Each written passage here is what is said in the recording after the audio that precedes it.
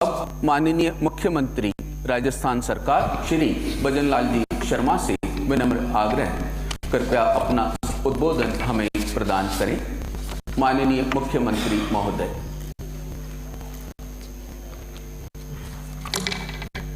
सोलहवीं विधानसभा के प्रबोधन कार्यक्रम के उद्घाटन समारोह में हमारे बीच में हमारे अपने ही, जिन्होंने इस सदन का और राजस्थान का गौरव बढ़ाने का काम किया है, ऐसे माननीय उपराष्ट्रपति श्री जगदीप जी धनखड़ जी,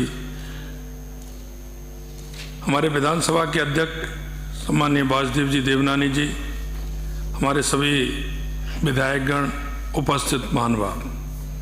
आज माननीय उपराष्ट्रपति जी का 16वीं विधानसभा के लिए आयोजित प्रबोधन कार्यक्रम में स्वागत करता हूं। आपका आभारी हैं कि इस कार्यक्रम में आपका सानिध्य हमें मिल रहा है।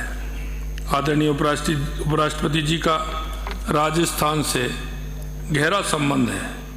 ये हमारे लिए गौरव की बात है कि आप भारत के उपराष्ट्रपति पद पर आसीन हैं। प्रबोधन कार्यक्रम के आयोजन के लिए माननीय विधानसभा अध्यक्ष श्री वासुदेव जी देवनानी जी का साधुवाद देता हूं। मैं इस कार्यक्रम में उपस्थित सम्मानित वक्ताओं का स्वागत करता हूं।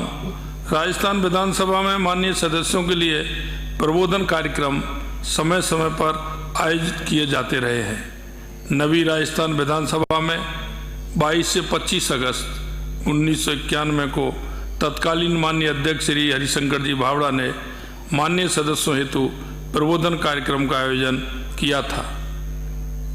इसमें पूर्व प्रधानमंत्री स्वर्गीय अटल बिहारी वाजपेयी जी के विचारों का लाभ इस सदन के सदस्यों को प्राप्त हुआ था। गत विधानसभा में तत्कालीन माननीय अध्यक्ष डॉक्टर सीपी जोशी जी ने जुलाई 2019 में प्रबोधन कार्यक्रम का आयोजन किया था। इस कार्यक्रम में भी कई गणमान्य अतिथियों ने सदस्यों के साथ अपने अनुभव साझा किए थे।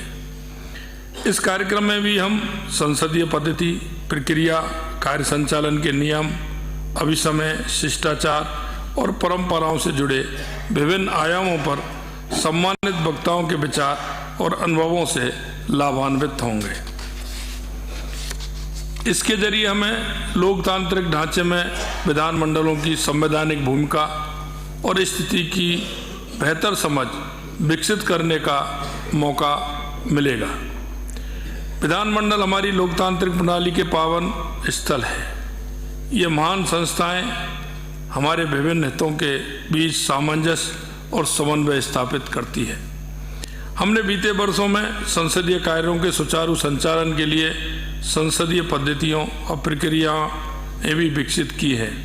संसदीय पद्धति और प्रक्रियाओं के तहत कोई भी सदस्य लोक महत्व के मुद्दों को प्रभावी ढंग से उठा सकता है, जनता की शिकायतों को प्रस्तुत कर सकता है, उनके समाधान की मांग कर सकता है और सरकार के नीति निर्धारण पर सार्थक प्रभाव डाल सकता है। अपने निर्वाचन क्षेत्र और सामान्य हित में हमारी आवाज़ विधानसभा में सुनी जाए, इसके लिए सभी उपलब्ध संसदीय साधनों का विधिपूर्वक उपयोग किया जाना चाहिए।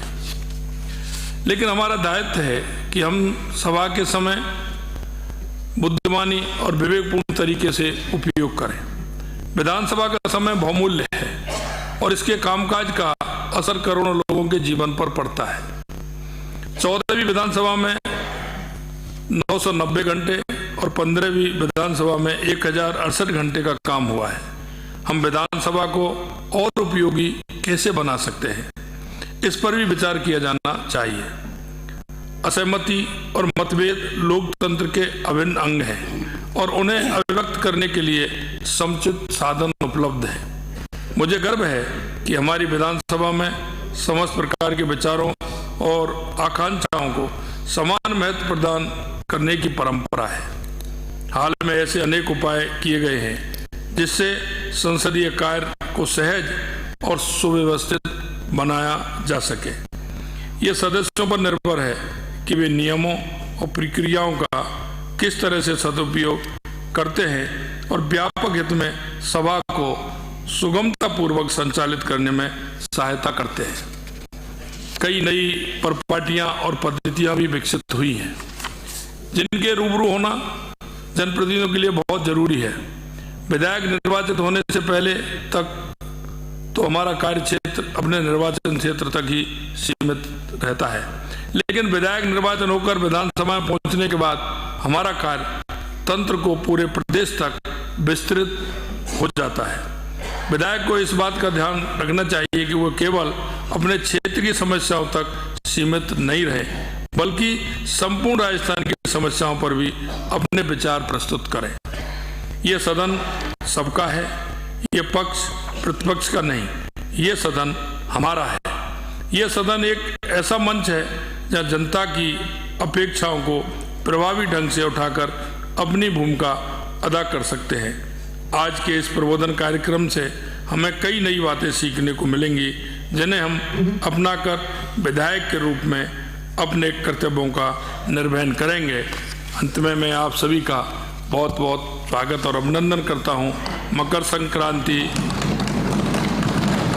की आपको बहुत बहुत शुभकामनाएं देता हूं। नमस्कार।